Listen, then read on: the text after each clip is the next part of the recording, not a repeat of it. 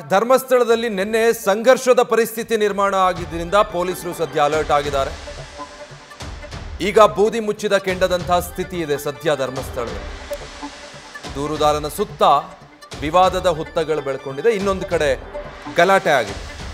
ಧರ್ಮಸ್ಥಳ, ನೇತ್ರಾವತಿ, ಉಜಿರೆಯಲ್ಲಿ ಪೊಲೀಸರ ಬಂದೋಬಸ್ತನ್ನ ಹೆಚ್ಚಿಸಲಾಗಿದೆ. ಇನ್ಯಾವುದೇ ಇಂಥ ಘಟನೆಗಳಿಗೆ ಆಸ್ಪದ ಮಾಡಿಕೊಡಬಾರದು ಅನ್ನೋ ಕಾರಣಕ್ಕಾಗಿ ಹೆಚ್ಚಿನ ಸಂಖ್ಯೆಯಲ್ಲಿ ಪೊಲೀಸರನ್ನ ನಿಯೋಜನೆ ಮಾಡಿದ್ದಾರೆ.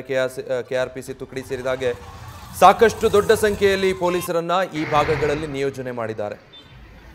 ನಿನ್ನೆ ನಡೆದಂಥ ಘಟನೆ, ಒಂದು ವೇಳೆ ಏನಾದರೂ ಆ ಸ್ಥಳದಲ್ಲಿ ಪೊಲೀಸರು ಇರಲಿಲ್ಲ ಅಥವಾ ಕಡಿಮೆ ಸಂಖ್ಯೆಯಲ್ಲಿದ್ದರೂ ಸಿಬ್ಬಂದಿ ಅಂತ ಹೇಳಿದಿದ್ರೆ ಏನು ಬೇಕಾದರೂ ಆಗುವಂಥ ಸಾಧ್ಯತೆ ಇತ್ತು.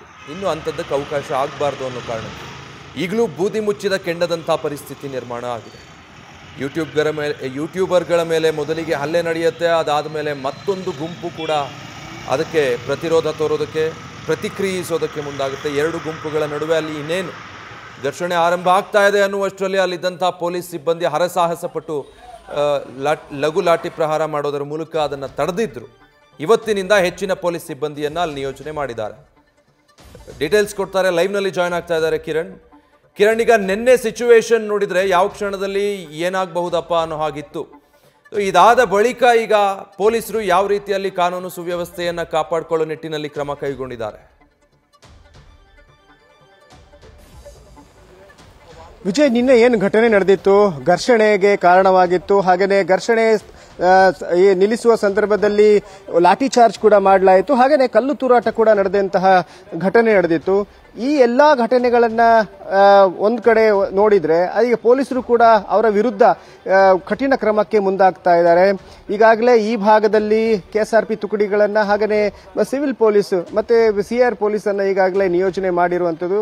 ಮತ್ತೆ ಯಾವುದೇ ಕಾನೂನು ಸುವ್ಯವಸ್ಥೆ ಹದಗೆಡದಂತೆ ಎಲ್ಲಾ ರೀತಿಯ ಒಂದು ಮುಂಜಾಗ್ರತೆ ಕ್ರಮಗಳನ್ನ ಎಸ್ಪಿ ಅವರು ಕೈಗೊಂಡಿದ್ದಾರೆ. ಹಾಗೆ ನಿನ್ನೆ ಏನು ನಡೆದಿತ್ತು, ಒಂದು ಈ ಯೂಟ್ಯೂಬರ್ಗಳ ಮೇಲೆ ನಡೆದಂತಹ ಹಲ್ಲೆ ಘಟನೆ, ಅದರ ನಂತರ ಬೆಳ್ತಂಗಡಿ ಠಾಣೆ ಸರಹದ್ದಿನಲ್ಲಿ ಒಂದು ಆಸ್ಪತ್ರೆಯಲ್ಲಿ ನಡೆದಂತಹ ಹಲ್ಲೆ ಘಟನೆ, ಈ ಎರಡೂ ಘಟನೆಗೆ ಸಂಬಂಧಿಸಿದಂತೆ ಈಗಾಗಲೇ 7 ಪ್ರಕರಣಗಳನ್ನು ದಾಖಲು ಮಾಡಲಾಗಿದೆ.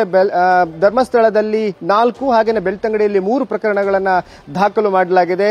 ಈಗ ಯಾರು ಅದರಲ್ಲಿ ತಪ್ಪಿತಸ್ಥರಿದ್ದಾರೆ ಅವರನ್ನ ಬಂಧಿಸುವಂತ ಕಾರ್ಯಕ್ಕೂ ಪೊಲೀಸರು ಮುಂದಾಗ್ತಾರೆ. ಕಠಿಣ ಕ್ರಮ, ಕಾನೂನಾತ್ಮಕ ಕಠಿಣ ಕ್ರಮ ಏನಾಗಬೇಕು ಅದು ಎಸ್ಪಿ ಅವರು ಮಾಡ್ತಾರೆ ಅನ್ನೋ ಒಂದು ನಿರೀಕ್ಷೆ ಎಲ್ಲರಲ್ಲೂ ಇದೆ. ಯಾಕಂದ್ರೆ ಈ ರೀತಿಯ ಘಟನೆಗಳು ಆದಾಗ ಎಸ್ಐಟಿ ಒಂದು ಕಡೆ ತನಿಖೆ ನಡೆಸ್ತಾ ಇದೆ, ಮತ್ತೆ ಎಲ್ಲ ಒಂದು ಕಡೆ ಅದಕ್ಕೆ ತಡೆ ಒಡ್ಡುವಂತಹ ಪ್ರಯತ್ನಗಳು ಆಗುತ್ತಾ ಅನ್ನೋ ಒಂದು ಪ್ರಶ್ನೆ.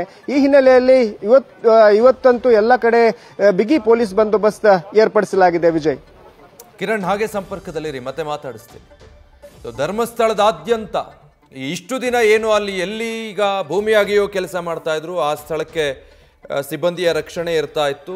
ಮತ್ತು ಅಲ್ಲಿಂದ ಅಂತರದಲ್ಲೇ ಮಾಧ್ಯಮದವರು ವರದಿ ಮಾಡಬೇಕಾಗಿತ್ತು ಅಂತ ಒಂದಷ್ಟು ನಿಯಮಗಳಿತ್ತು. ಆದರೆ ಇವತ್ತಿಂದ ಪರಿಸ್ಥಿತಿ ಬದಲಾದ ಹಾಗೆ ಕಾಣ್ತಾ ಇದೆ. ಧರ್ಮಸ್ಥಳದಲ್ಲಿ ಎಲ್ಲೆಲ್ಲಿ ಈ ರೀತಿ ಮತ್ತೆ ಏನಾದರೂ ಸಂಘರ್ಷ ಉಂಟಾಗಬಹುದು ಅನ್ನೋ ಸಾಧ್ಯತೆ ಇದೆಯೋ ಅಲ್ಲೆಲ್ಲ ಕಟ್ಟೆಚ್ಚರ ವಹಿಸಿ ಪೊಲೀಸರು ಹೆಚ್ಚಿನ ಸಿಬ್ಬಂದಿಯನ್ನು ನಿಯೋಜನೆ ಮಾಡಿದ್ದಾರೆ. ಒಂದು ಕಡೆ ಗಂಭೀರವಾದ SIT ತನಿಖೆ ನಡೀತಾ ಇದೆ, ಮತ್ತೊಂದು ಕಡೆ ಇದು ಬೇರೆ ಸ್ವರೂಪ ಪಡೆದುಕೊಂಡ್ರೆ ಸಂಪೂರ್ಣ ದಿಕ್ಕೆ ಬದಲಾಗುತ್ತೆ. ಆಮೇಲೆ ಇದು ಬೇರೆ ಆಯಾಮದಲ್ಲಿ ಮುಂದೆ ಸಾಗ್ತಾ ಹೋಗುತ್ತೆ. ಈಗಲೂ ಬೂದಿ ಮುಚ್ಚಿದ ಕೆಂಡದಂಥ ಪರಿಸ್ಥಿತಿ ಸದ್ಯ ಧರ್ಮಸ್ಥಳದಲ್ಲಿರೋದ್ರಿಂದ ಇದೆಲ್ಲವನ್ನು ಬಹಳ ಸೂಕ್ಷ್ಮವಾಗಿ ಹಿರಿಯ ಪೊಲೀಸ್ ಅಧಿಕಾರಿಗಳು ಪರಿಗಣಿಸಿದ್ದಾರೆ. ಅದಕ್ಕಾಗಿಯೇ ಇವತ್ತು ಧರ್ಮಸ್ಥಳದ ಹಲವು ಕಡೆಗಳಲ್ಲಿ ಹೆಚ್ಚಿನ ಪೊಲೀಸ್ ಸಿಬ್ಬಂದಿಯನ್ನು ನಿಯೋಜನೆ ಮಾಡಿಕೊಂಡಿದ್ದಾರೆ. ನಿನ್ನೆ ನಡೆದಂಥ ಘಟನೆ ಮತ್ತೆ ಮರುಕಳಿಸಬಾರ್ದು, ಆ ರೀತಿಯಾದಂಥ ಘಟನೆಗಳಿಗೆ ಅವಕಾಶ ಆಸ್ಪದ ಆಗಬಾರ್ದು ಅಂತ. ಯಾಕಂದರೆ ಪ್ರಮುಖವಾಗಿ ಇಲ್ಲಿ ಈ SIT ನಡೆಸ್ತಾ ಇರುವಂತಹ ಕಾರ್ಯಾಚರಣೆ ಏನಿದೆ ಅದಕ್ಕೆ ಸಂಬಂಧಪಟ್ಟ ಹಾಗೆ ವರದಿ ಮಾಡೋದಕ್ಕೆ ಅಂತ ಬಂದಾಗ ಯೂಟ್ಯೂಬರ್ಗಳ ಮೇಲೆ ನಿನ್ನೆ ಹಲ್ಲೆಯಾಗುತ್ತೆ. ಅಲ್ಲಿಂದ ಪರಿಸ್ಥಿತಿ ಉದ್ವಿಗ್ನಗೊಳ್ತಾ ಹೋಗುತ್ತೆ.